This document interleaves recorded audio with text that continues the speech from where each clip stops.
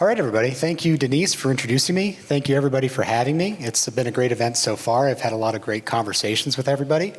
As Denise mentioned, my name is Nate Turner, and I'm a data scientist at First Energy, and specifically the Innovation and Digital Factory. And today I'm going to be talking to you about tree-caused outages.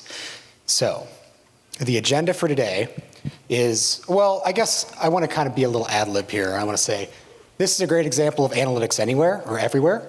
So this might be something that you're not typically exposed to. This is trying to predict tree-caused outages for a utility.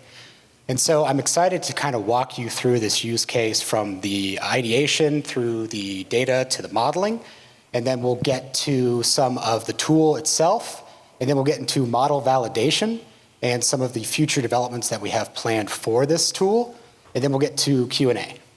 So I'll try and speak quickly and leave some time at the end. So a little bit about First Energy. We are a utility. I'm not going to read off every number on this slide, but the ones I'm interested in pointing out here is that we do supply 6 million total customers over the course of 5 states, Ohio, Pennsylvania, New Jersey, Maryland, and West Virginia, and that we cover 65,000 square miles of service territory. So that's a lot of customers in a lot of places, and you can imagine that's a lot of wires with a lot of trees. So those are the 2 numbers that I want you to keep in mind as I walk you through this use case. The other thing, as Denise mentioned, is that we are in the middle of a digital transformation. We stood up this department about 2 years ago, and I've been with that department since pretty much the start. And we aren't the only aspect of this transformation that we're going through at First Energy, but advanced analytics is an important aspect of it. And so what we do in advanced analytics is that, like Denise said, we meet with the business and we work through these pain points. And specifically, we say, what are you dealing with that you feel like you should be able to tackle with some advanced analytics? And it's a conversation. They come to us and say, there's got to be a better way to do this. You know, we have all this data about things that have happened. Why can't we figure out where things are going to happen? And we have those conversations to try and work towards a tool or a deliverable or a model in a form that they'll enjoy that will help them do their job better or safer or easier. So this is sort of our ideation slide. In the Advanced Analytics group, we are an agile environment. We work in this sort of internal consultant field where we're these technical people who you can kind of talk to and work through these technical questions around modeling. And we also are a agile, I lost my train of thought, give me a second. So yeah, and we meet at the beginning with a discovery phase with our business analysts typically getting there first with the business. And they have a conversation around where can we lean in to help. And so from there, those conversations grow. They pull in more people from this business, the stakeholders, the end users that give ideas on where we can go. Denise sits in as the manager. They pull a developer like me in to add like a yay or nay, is this possible? But it all crystallizes down to a use case or a challenge statement that we can really put our hands in on and say, okay, with the resources we have in the time frame that we're going for, this is something that we'll be all happy with delivering to you and that we think will derive value. And so that all crystallizes down into this challenge statement. It's a very dense statement. I am going to read it off. How might we predict potential occurrences of distribution tree-caused outages based on physical and environmental impacts so that we can make data-driven vegetation management decisions to maximize investment value? A very dense sentence, but I want to break it down for us, so I'm going to focus on the parts that are highlighted in blue. Distribution tree-caused outages. So something about utilities that if you're not aware, there's a transmission system and a distribution system. The transmission system are the very large, powerful, high voltage wires that are on the steel lattices that you'll see as you drive down the highway. Those are carrying power to entire cities. The power gets to substations throughout those cities and those communities, and it's split out into the distribution system. Those are the lines that go out through all the roads and power all our homes and communities and businesses. The vast majority of our power lines are distribution lines, and they are exposed to trees. 65,000 square miles of this is predominantly distribution on tree-covered roads. So when we talked with Veg Management and we said, okay, where can we lean in? You're in charge of managing these trees along all of our lines. They said, let's go after distribution. Transmission is a vital part of our utility and for everybody's business. And so they're very well protected and invested in to make sure that nothing happens to them. They're like the arteries of the energy grid. Whereas the distribution system is more like capillaries. There are instances where people lose power, but it's never as catastrophic as what could happen if you lose power from a transmission line. So they wanted to focus on distribution because it doesn't get as much attention and there's so much more of it, and they were feeling kind of against it with how much they needed to work on and where did they need to focus their efforts. The second highlighted in blue, physical and environmental impacts. So that is the how. So they're saying, hey, these distribution tree caused outages are being an issue. How are we going to predict where they're at? So those are conversations with the business, with the subject matter experts, these veteran foresters who are giving us these qualitative guidance on, okay, sometimes you go out there and work this tree line and you come back 3 months later and a tree comes up completely from the root and knocks out the power. And how are you supposed to know that that was going to happen? And so we listen to what they're saying are the attributes of those outages, of those tree-caused instances, and we try and find data sets that will reflect those things so that we can capture that in the data that's input into the model so that it can predict accordingly off of that data and give a result back. Finally, data-driven vegetation management decisions. That's actually going to be covered on the next slide, but I want to talk a little bit about this investment value. Something that might be unique to utilities is that we really focus on reliability metrics. So that is how often, how long, and how many people are affected by outages. We as a utility are constantly focused on always driving those numbers down. And so for this tree outage prediction model, that was the focus. Can we capture outages before they occur to our distribution system so that we can drive down these reliability metrics and give power to our customers more consistently? So there are 3 use cases that we built out from this challenge statement. Three different avenues of deliverable that we think we could provide to the veg management team. I'm going to focus on the 2 to the left, but I'll also give a shout out to the one on the right. The first one is a mapping tool. So we as a group are not mappers initially. But we met with this veg management team and they said, no matter what you do, you've got to create a geospatial solution, something that our foresters can look at, because we don't payroll every forester out there in working the trees. We work with contractors, third-party contractors who help do the labor to chop these trees down, chop these limbs off the encroaching limbs from the trees or the wires. So a lot of these conversations between those forestry specialists and these contractors occur while pointing at a map. Go here and work down from there to this pole or to this line, or work 2 miles down that way. So just having a readout of an Excel spreadsheet that tells you how probable a certain span of wire will have an outage isn't very effective for them. So it had to be a mapping tool. And so we focused on that as the first use case. Not only that, all this data that we're collecting and feeding into this predictive model, we're also feeding into the dashboard so that those forestry specialists can pull that information up at a click of a mouse so that they can then use that to better enhance their conversations with contractors and also end customers. If you have a Ohio Edison person who knocks on your door and says, hey, there's a tree outside your house who I'm afraid it'll knock out the power someday. You want to believe them, but hey, show me the data. We're all data literate here. So, if you can point to these factors that are saying these are the reasons why I think this tree is going to be an issue, maybe you're more convinced to let them chop that tree or chop that limb. The second use case is the predictive model. Can we provide some output that tells you for every span of wire along your circuits, your grid, can we tell you how likely that wire will be affected by a tree-caused outage? Sections of a circuit that are most prone to an outage, as well as which circuits are most prone to an outage as compared to others. And I guess nomenclature. Circuits are how we kind of think about these different sections of our wire. To give you an idea, I think there's about 8,000 circuits in our footprint. So split that down to a couple hundred square miles per circuit for the big ones. There are some small ones too. And then there's finally the yearly budget planning.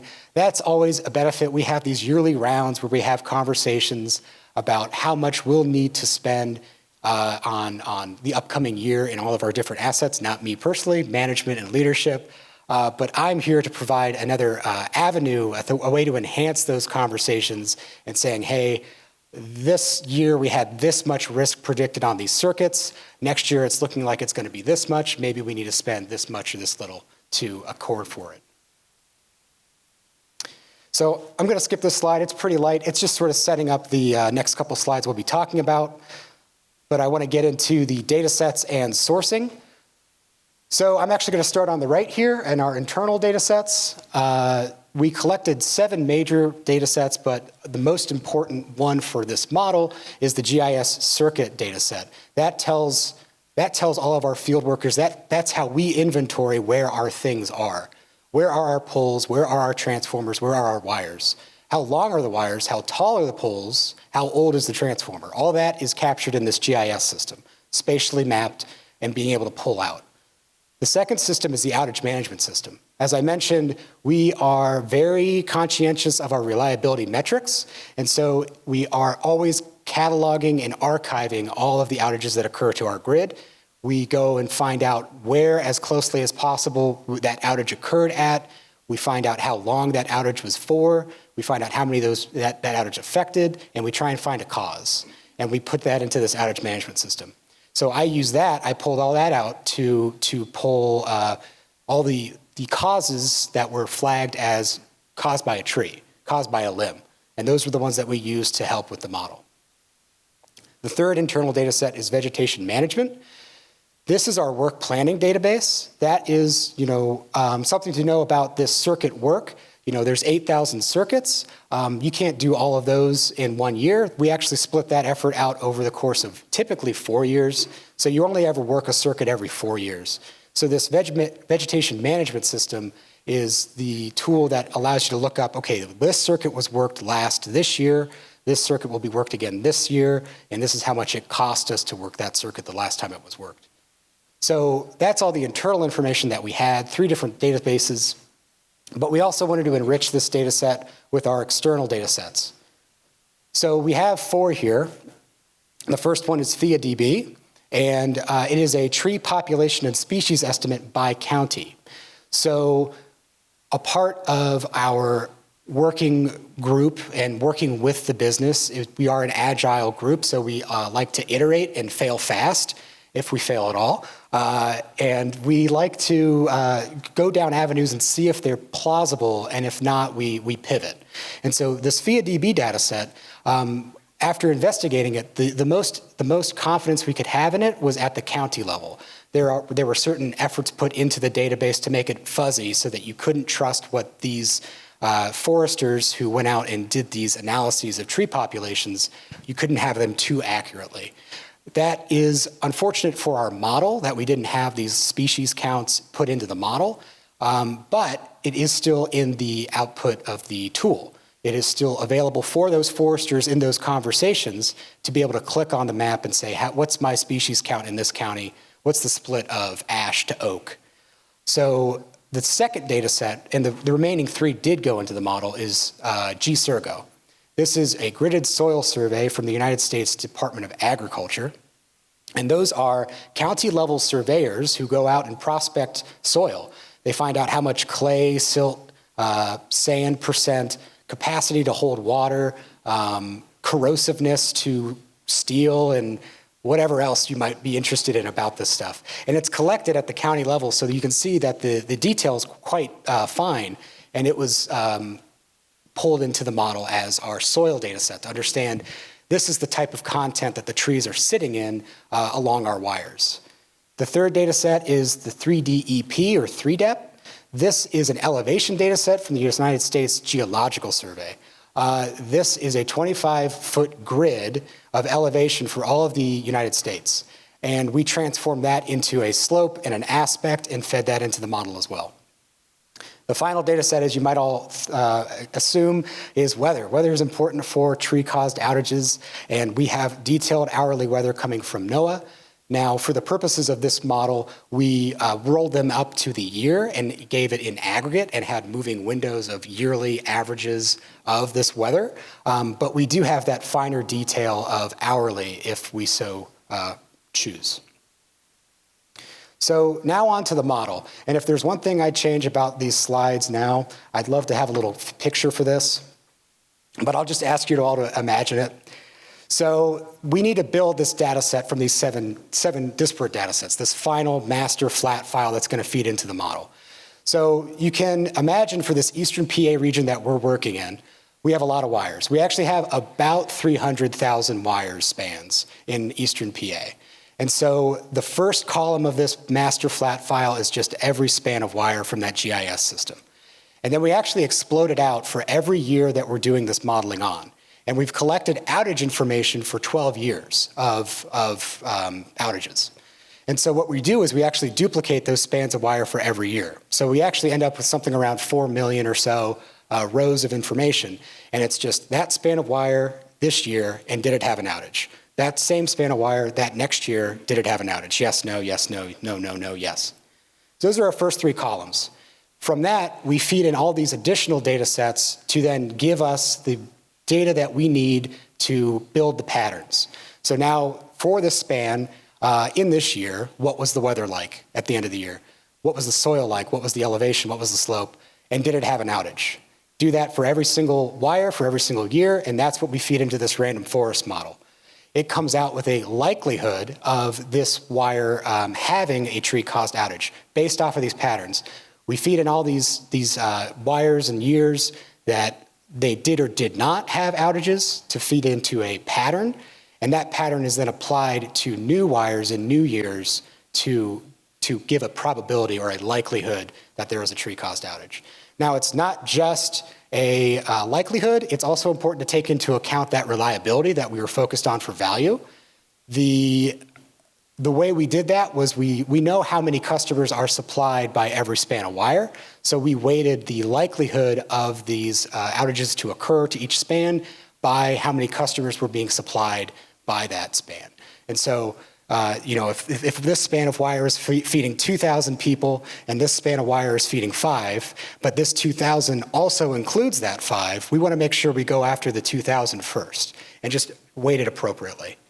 And so the other thing I'll shout out on this slide is our sample of features. These were some of the important features that came out of the model that we built. And this we brought back to the subject matter experts with their qualitative knowledge, expertise about what causes tree-caused outages. We ran and got all those data sets, fed it into a model, and brought it back to them and said, does this make sense to you? Does this resonate that these things should be important to consider when you are looking at tree-caused outages? And the answer was yes. I won't run through the whole list, but for instance, average pole age, a limb that knocks off of a tree and hits a wire and the pole is 40 years old would maybe withstand that limb falling. A pole that is 80 years old might snap from that limb falling off. So if you're worried about tree-caused outages, you need to take into account what the age of the pole is. Same with slope. A higher slope leads to more of that force pushing the trees down, and that can lead to those situations where a person can come down a line and say, well, all these trees looked completely healthy, nothing was bad about them, they weren't encroaching, but this tree is tall enough that if it were to fall over, it would hit the wire, and it's on this slope, so we have to be worried about that. And so what this sample of features is kind of presenting is that the model is going to flag what it finds in every span of wire and says, hey, here's an area that has that slope or has these old poles, so you might want to focus more on that part of your circuit or your grid. So I was going to do a live demo, but I was going to save myself the stress and heart attack of trying to make it all work, and our AV team. So I am just going to present some screenshots of this tool. This is what our foresters see when they log in to this site, and I guess log in isn't correct. The way we have it set up with ArcGIS is the tool that we used. It's an enterprise portal solution so that we can just push this dashboard to an online enterprise server. And as long as you're on the First Energy VPN, you can get to that hyperlink, and this is what you'll see. So this is the Eastern PA region, otherwise known as Metropolitan Edison or MET-ED. And just like Google Maps, you can zoom in on this tool and you get new layers of information. Up here on the right, you can see there are three different colors of wire being presented. Those are how our field workers sort of consider their work. The way to think about it is the red wires are closest to the substations, the green wires are a bit further away, and the blue is the remainder. And so going back to that use case one, everything's interactive. You can click on this wire and you'll pull up all the information about that wire. How long is the wire? What's the wire made out of? How old is the wire? But you also get information from the vegetation management system. So when was the last time this wire was worked? How much did it cost to work that wire when it was worked last, or for the circuit? The other thing that can be clicked on that's worth shouting out are the outage inspection investigations. So when a particularly egregious outage occurs due to a tree, they actually send out a forestry specialist to sort of do a CSI on the tree and say, okay, why did we miss this? Why was it such a drastic outage? And they collect as much information as they can and they log it. And then they have this by circuit logged into a system. And so what's nice here is that you can cross-reference these different systems. Where are these things? What are the circuits? What are the ages? It's all available at clicks for that person. So when the forester comes in for their day on the job and they're focused on a particular circuit, they can pull up these inspections on the same tool that they're looking at for their map. You zoom in further and you get down to another set of layers. You have these tan circles that are the poles and the red circles which are the outages. And so again, to drive home that use case one, you click on this pole and you actually get all the information relevant to those external data sets around the slope and the soil, so that if you're working that particular section, you can dive down into that information if you so choose. You also have that same benefit for those red dots, which are the outages. That's coming from a completely separate system. We're talking 7 databases that are all pulling together. Sorry, I moved my mic. 7 different databases that are all pulling into this one mapping tool. So you want to reference these outages from the outage management system. You want what are the details of that outage right there? I can reference that as I go work that line. That's not something that the foresters would typically able to pull up on the start of their day. So one last bit on use case one is that this is filterable and searchable. On the left here, you can see what one circuit looks like when you filter down to it. I guess I'll jump back real quick. I'll turn off the laser and jump back real quick. You can see here that there's this sort of almost a hexagon of like red lines moving out from the center of that grid on the center of this picture. There's a substation somewhere there, and there are actually 8 or 6 circuits spidering out from that substation. So if you want to declutter and just see what one circuit looks like, you can punch that in and get your one red zone, your one green zone, and then your capillaries of blue. The other thing that you can do, you can also filter on what year you're working. So if you're only focused on the year of work that you're doing, you can filter out the other years of that cycle. If you want to filter out certain voltages or certain customers, you can do that as well to focus in on what you want to do. The searching functionality is very important. This was something that the foresters said, this is something that we need. That's how our field workers orient themselves out there in the field. When you have to go do work, you ask, what pole is that at? If somebody calls in an issue and says, I lost power at this address, they look up what pole is near that address. And so it was necessary for them to be able to orient themselves in this mapping tool via pole. So we created a layer that lets you search on those poles. You can see that it takes you right to that neighborhood. It also does have addresses if you have an address. The closest pole number for this is actually the address is in Turkey. So definitely more of a pole number than an address. And then so back to use case 2. So we built out this model that gives that likelihood and then weights it by the customers impacted downstream. On the left, you can see a typical circuit. with their color coding of closest to the substation, further away, furthest.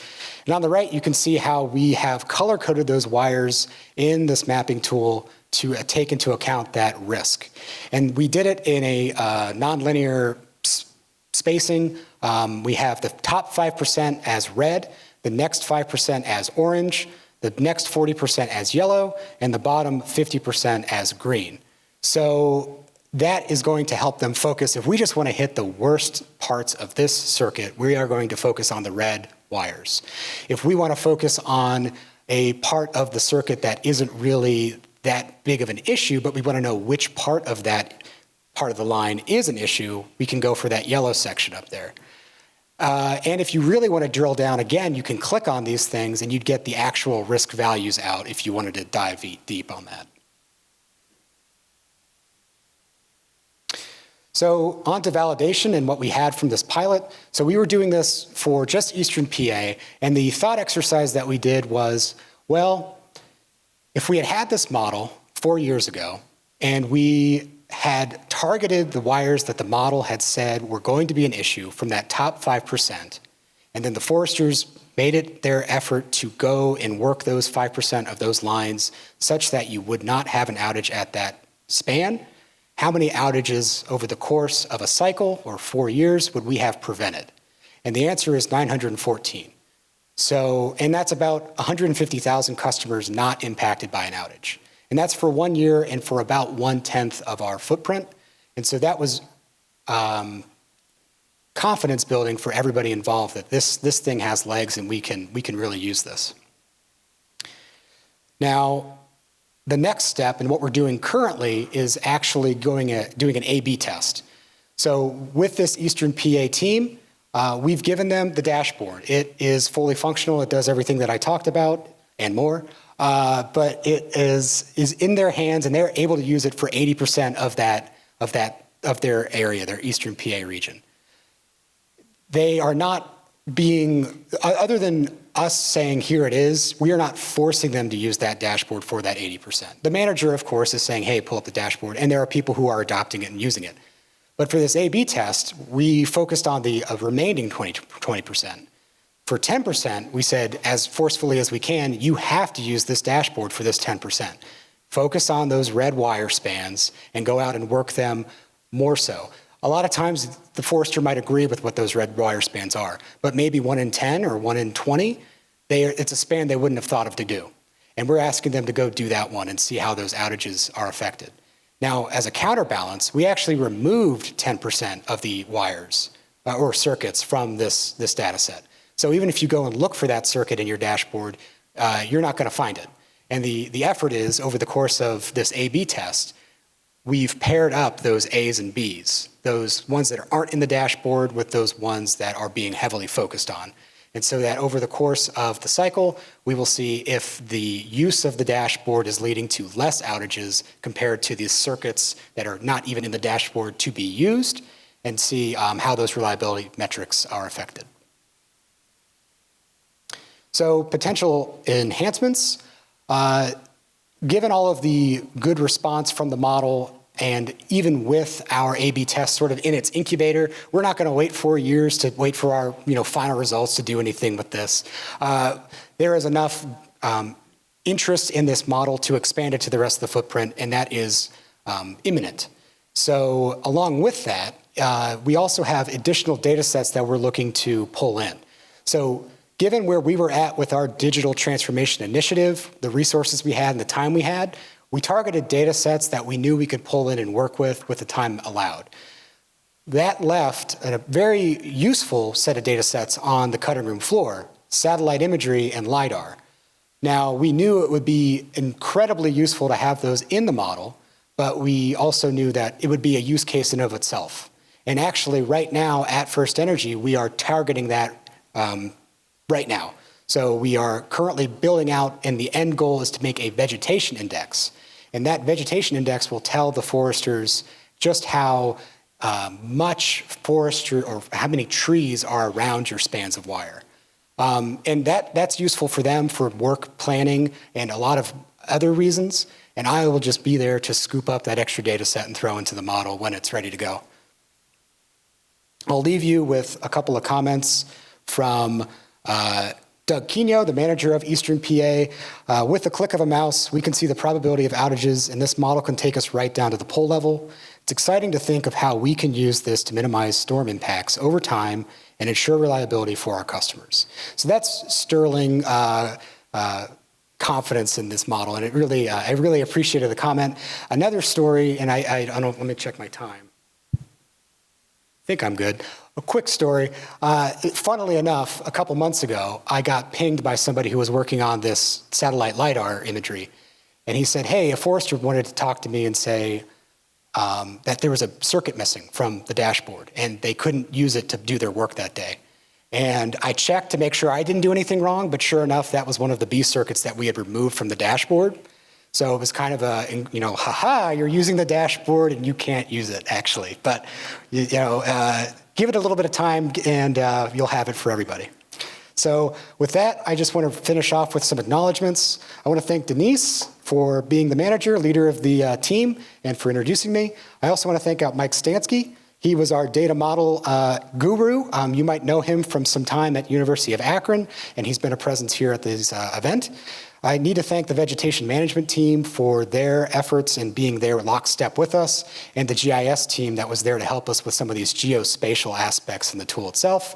We did get help from Accenture to add those resources and to help stand up the digital initiative that we are on. And then I have to give credit to the 4 data sets that came from these federally funded, freely available sources, the USGS, USDA, Forestry Service, and NOAA. So thank you so much, and I'm open for questions.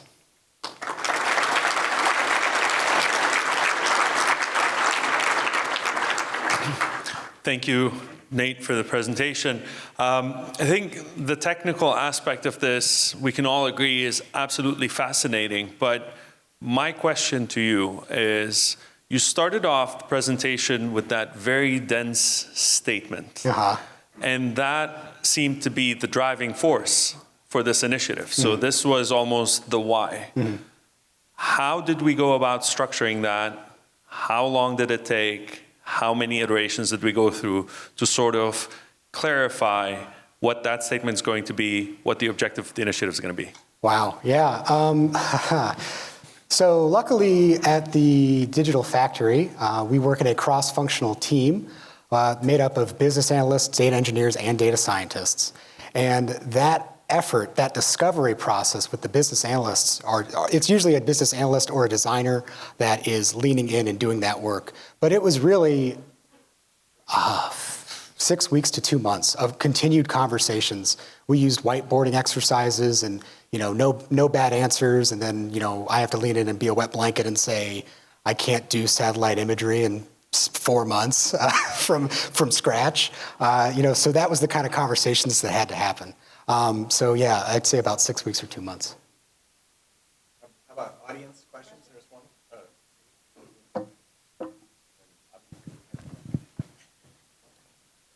Oh, there's another one. Good morning. Hi. Do you have any tools or anything in the works for other causes of outages? Oh, you might almost be a plant. I do not work for FERC. So that is one of the most active places of focus for not just First Energy, but almost, I would say, every utility. In this new analytics everywhere, digital transformation that we're all on in every industry, that is where the focus is. And every industry or every utility is at a different starting point in terms of data quality. A lot of it is so exposed to where those poles and trees and wires are. I was out southwest and I saw poles that looked like maybe cowboys put them up because they were so petrified and dried up. They must have been there for 120 years, so they don't have to worry about that kind of stuff. But how we go about it is different. And some people are doing a top-down where they're trying to do a probabilistic failure mode model where they say, how likely is this to be knocked out by a tree versus how likely is it to be knocked out by a car? We went with a more piecemeal approach, and we're going to wed that all together upwards, and so that we can focus more particularly on the things that affect each failure mode. So we started with tree-caused outages, but currently we're actually focused on health.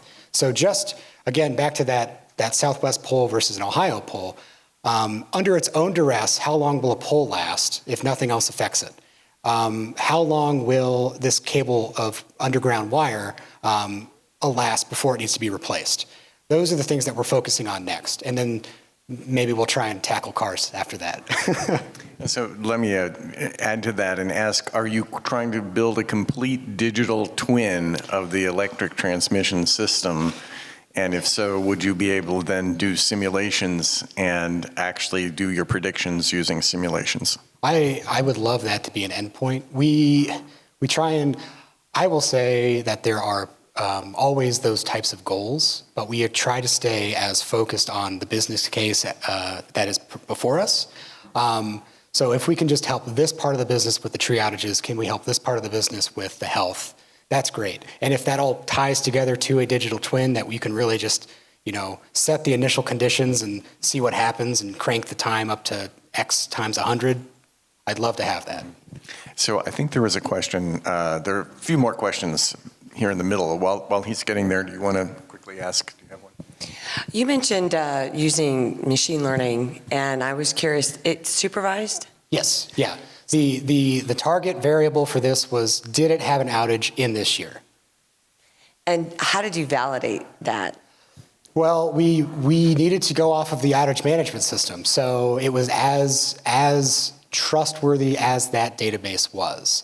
We couldn't send our data scientists out and make sure that those outages actually occurred. And there was definitely some, there's a give and take. If an old pole gets knocked down by a limb, was it an equipment failure because the pole was old, or was it a tree cost failure because the tree hit the line? Mm-hmm. And so we had to make assumptions working with our subject matter experts to say, where can we draw the line for this input data set?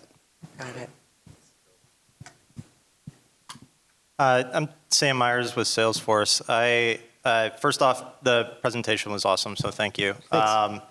I used to work at a utility contractor that worked closely with First Energy. I was wondering if this type of work that your team is doing leads to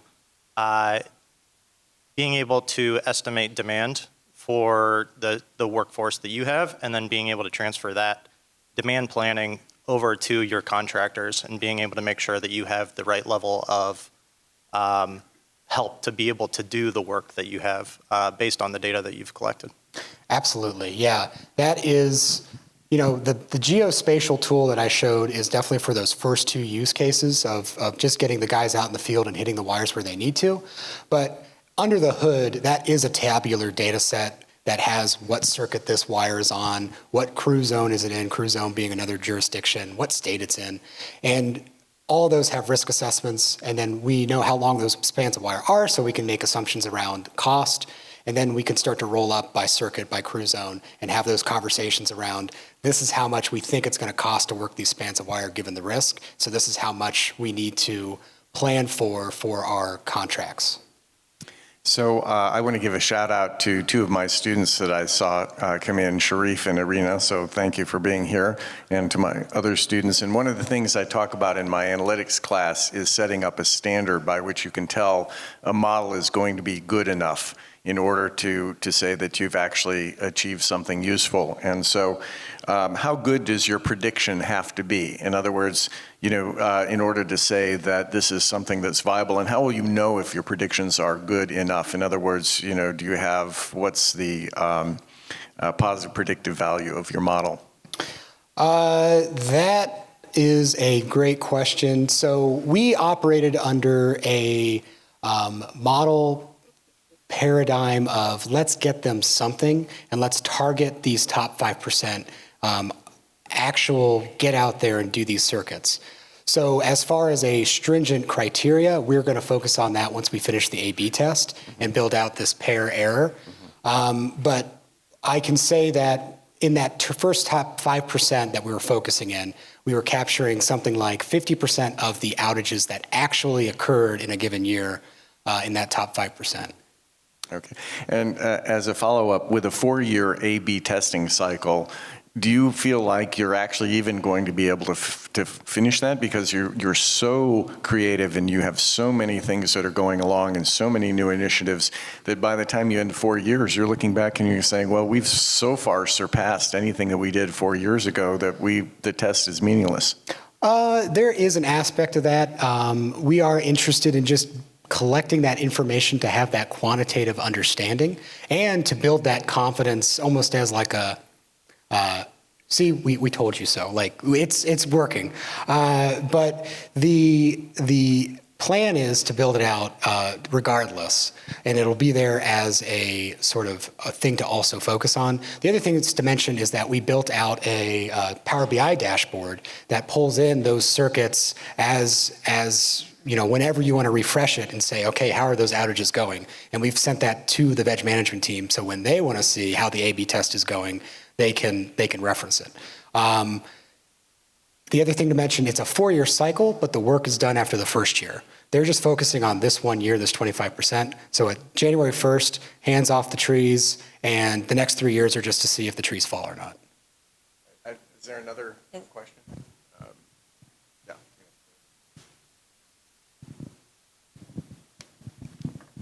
Hi, I just want to say great model and everything. It was a great presentation. So my question has to do with after the model is implemented and you have these conversations with like, the managers and the foresters, did you give like a suggestion of like a threshold of risk that they should take action on? Or was that a conversation that the foresters took on themselves?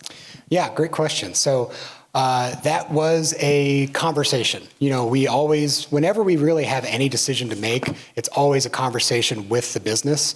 I think, oh man, some of the things that I could have shown you that were previous iterations of this tool, all the wires were the same brown color. They said, hey, you know, we think about this in terms of zone. At one point, those risk gradations were deciles, so red, orange, less orange, yellow, green.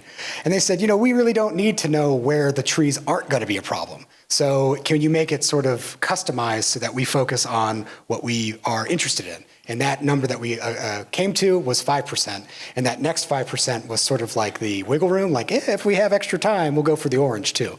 And then the yellow is like, you know, in that middle, but the green is more of just, yeah, okay, yeah, we understand. That's not what we have to worry about. So Nate, just a quick question. Yeah. Thanks for the presentation. You had some retrospective data you were looking at where you were trying to validate your model. And I think you had like, what was it, something like 700,000 predictions that were, or 750, whatever it was. What did you learn from the particular sets that didn't follow the predictive pattern? What was going on there so that maybe it helped enhance your model, thinking about how you might modify it and such? Wow, I really like that question. So something interesting about this model that I showed, it's taking into account soil and it's taking into account the age of the assets and it's taking into account the weather. It has that county level tree population, but it doesn't actually know where trees are. This model does not know where the trees are. We can overlay it onto a map with trees, and because we know where tree-caused outages have occurred, that helps inform the model to say, well, the conditions are right for if a tree was here, this span of wire is going to be a problem. But you can pull up this map and you can find all the conditions are the same for if a tree were there, it would be a problem, but there's no tree there, at least according to the map. You still have to go out there and double check, but I would assume that the same is true. Trees don't pop up over the course of a couple of years.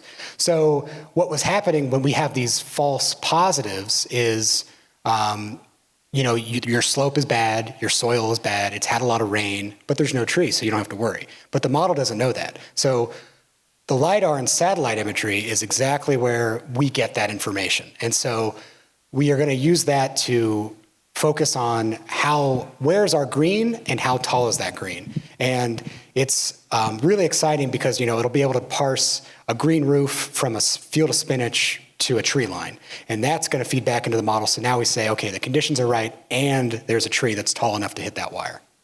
So I think we're probably getting ready to wrap up right now. So I want to just make one remark for you as far as the color scheme that you use, and say that I hope you'll have an alternative model for people who have color impairment, because red, green, and yellow are hard to distinguish for that. And the other thing I want to say is to everybody, think about what are the things that make your businesses prone to have outages. And so there's not a single person in business here in this room today who doesn't have something. And think about how you would formulate problems that would capture what causes your business to have outages. And you can see how universal some of the ideas that Nate has presented to us are. And thank you very much. A fascinating presentation. Thank you. Thank you.